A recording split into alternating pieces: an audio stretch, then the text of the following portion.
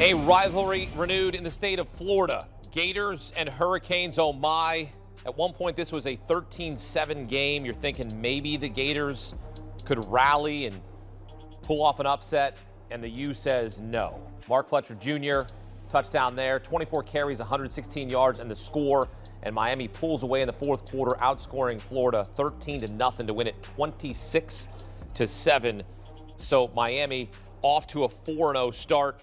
And Miami had 0 passing touchdowns for the first time in the last 21 games. It really doesn't matter how you win. You just win. You take care of business. You're Mario Cristobal trying to make the jump in the ACC. You take down your rival.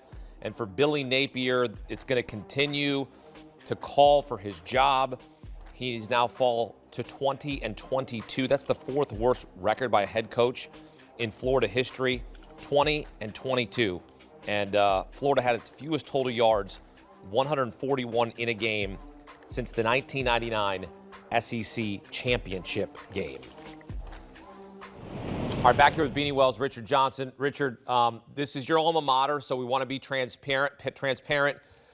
This is tough, man. And look, nobody really expected Florida to win this game, but the way they lost the game, that's the problem here in my eyes. What's your reaction to the final score here? Well, when we were watching the game, me and Beanie kept on saying, well, you're getting the effort from the offense. Getting the effort. You're getting an effort befitting of a top-level SEC defense. But the problem is, and Beanie can tell you from teams that he's played on, the more that defense gets stops and gets stops and gets stops, but no help from the offense, the more the defense eventually you kind of drop the rope. Eventually, it's harder to get stops. And you saw in the middle part of that game, Florida was being a little bit resurgent. You mentioned it was 13-7. Florida goes on pretty much their only drive of the game of any substance. And you think, okay, well, maybe they get a shot, but eventually the dam broke in the end there late in the fourth quarter. Yeah, they had no help on the offensive end and no form of tempo, no form of, passion or want to, especially in the first part of that game. Now, late in the fourth quarter, they did get the ball going on the offensive end, running it with ball.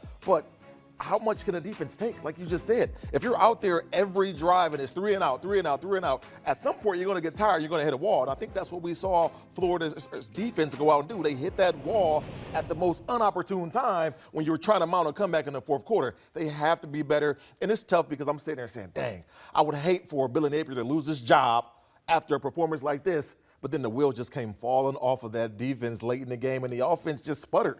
And when you talked about, DJ Lagway earlier today before the game started, he is not in sync with what's going on the offensive end there in Florida. Something has to give, and I don't know whether you, as a head coach, say, you know what, I got to throw in the towel. I got to bring in another quarterback. I got to get us a spark. Right now, they just don't have it. Yeah, what do you do? What do you do at this point? Because his numbers, 12 of 23 for 61 yards. You're going into a bye week right now, and then you get Texas on the back end of it. You have to find something that works on offense for DJ Lagway. We reported on Lagway's pretty much lost offseason at CBSSports.com this week, did myself and my colleague Chris Hummer. Yeah, I understand that he did not have a lot of reps this offseason. Yes, I understand that there were things in his throwing motion that they weren't really able to retool because he just didn't really have many reps. But we're 5 weeks into the season at this point in time. We're about to be 5 weeks into the season. Eventually, he's got to show something. Eventually, this offense has got to try something different, not necessarily at quarterback, I mean overall. Are you going to further down the depth chart if you're Billy Napier? I don't think you can if you're Billy Napier because your reputation and your tenure is staked to him. You're paying him a lot of money as your starting quarterback. He was the 5-star acquisition that you got. You're riding with DJ Lagway. You are figuring it out with DJ Lagway, but they've got to figure it out. And Billy Napier is the offensive play caller here. And the offense right now, it's not, I don't even know if you call it neutral. You can't even call it first gear. I mean, for them to do what they did on offense today, Jaden Ball, they got something going on that one drive, but other than that, there is nothing to speak of as far as offensive production here. I know his job was kind of saved with the whole DJ Lagway coming along last year, and they kind of made it look competitive. DJ Lagway started looking good, but at some point as a coach, At what point do you go and say, you know what, I got the rest of a team I got to worry about. Yeah. I got an entire team looking at me and the decisions that I'm making. And if I know I'm starting a quarterback that's not giving us the best opportunity to play, what's that going to say to recruits? What's that going to say to people if you get fired from this job that I've got to go and interview for? That you can't make the right decision in the best interest of your team and you're worried about one guy? That's a big question mark. I'm confused because we saw DJ Lagway look like a 5-star quarterback last season. It's in there. And we saw him learning under the tutelage of Graham Mertz. Graham Mertz is no longer there. He's in the NFL. And so I wonder if some of that leadership, because that's where the questions come in if you're a Florida fan. Where's the leadership?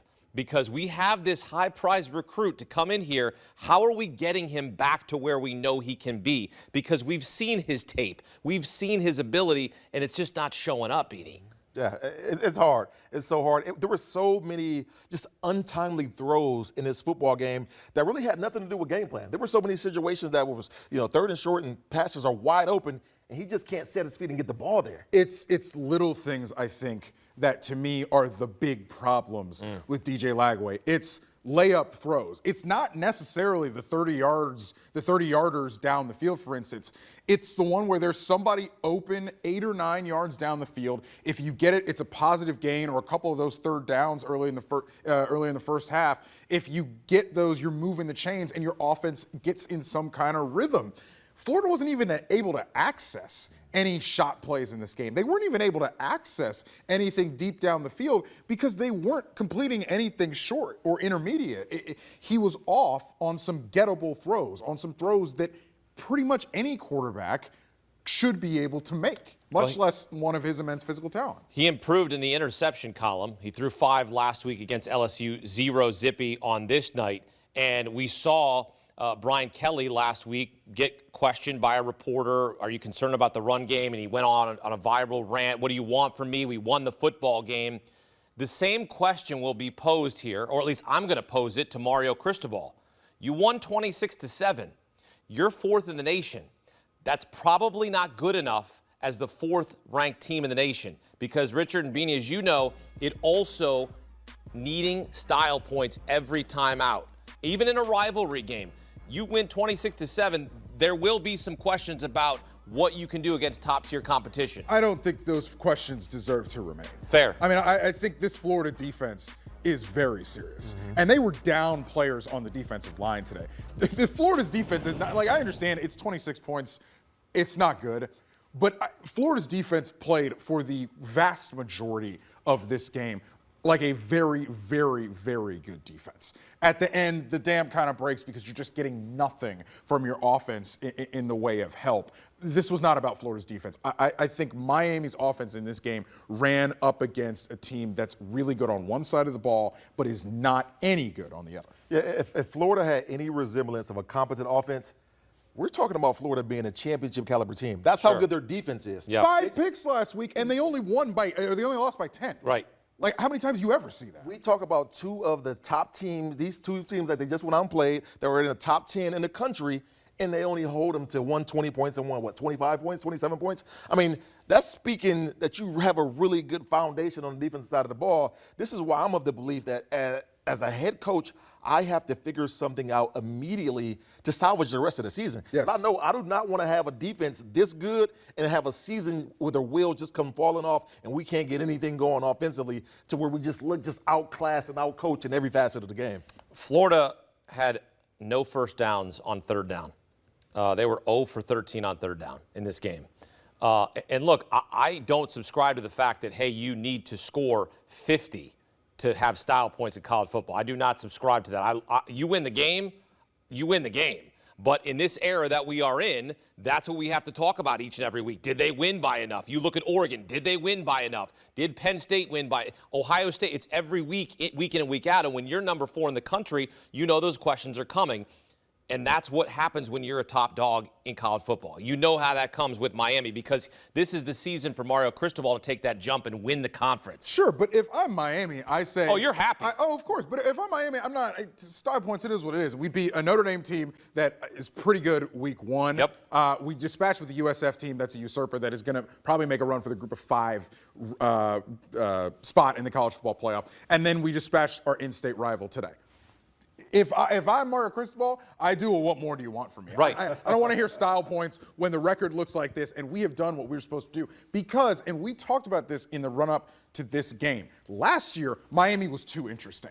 It was too fun. It was too up and down because they were just so volatile. This is solid. This is consistent. At what point in time up there did we really think, besides that one little minute there when Florida got that touchdown, you really didn't think that Florida was going to come back in this game? There was a little bit of space, but not really. Maybe. Miami you never know. There's chaos every week in and week out. But there wasn't chaos today. No, there was Miami not. shut the door. So I understand that you want style points. You want them to go out here and blow the doors off them. I don't. 40 points. But we live in an era, the right? royal You we. look like, for example, you look at Ohio State, people are going to pick them apart. They're going to say, well, okay, where are they weak?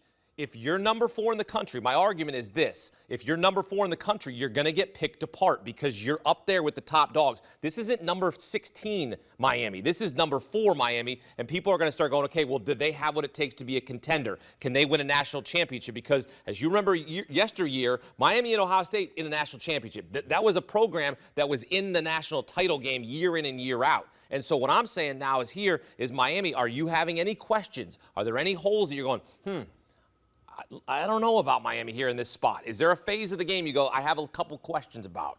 I don't think so, because if the problem was last year, Miami was too volatile, their defense was letting too many teams score on them, they were having too many turnovers, all that kind of stuff. That stuff is shorn up so far this year. Those leaks have been tightened. I think the one thing that kind of rids us of the fact of having to deal with the ridicule of not having the style points is all they got to do is go out and win. They go out and win, whether it's by 2 points or 1 point. You win your conference, you get an opportunity to get in that college football playoff and make the dance to go run at a college football championship. So that rids us of that entire discussion or issue right there because we don't need that any longer. I don't think we need style points any longer in college football. Well, Miami takes care of business. It's a rivalry game, so people will say, you know what, just get a win. That's all that matters. But you saw Washington and Washington State on CBS, and those were some style points, and Washington's going to be playing the number 1 team in the country next week, so we'll see about Miami. Look, I'm a believer in the Hurricanes because I like Mario Cristobal as a head coach and what he's building. We'll see if Carson Beck can bounce back. He did not have a passing touchdown in this game. Is this the year they make a run? See, we're building full screens about Miami making a run here. I'm on the right path here, Richard. Look at this.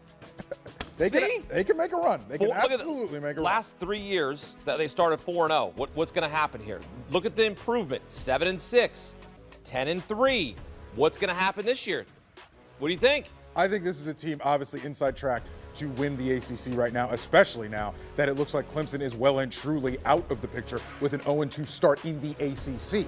So, Miami, you make a run, like Beanie said, get to the ACC championship, win the ACC championship. That's the inside track to the college football playoff. Simply being in the top 12, obviously, or top 11, I should say, that also gets you into the college football playoff. This is a Miami team that can do that, absolutely. Well, Miami is the favorite to win the ACC at +120. They take care of business against rival Florida.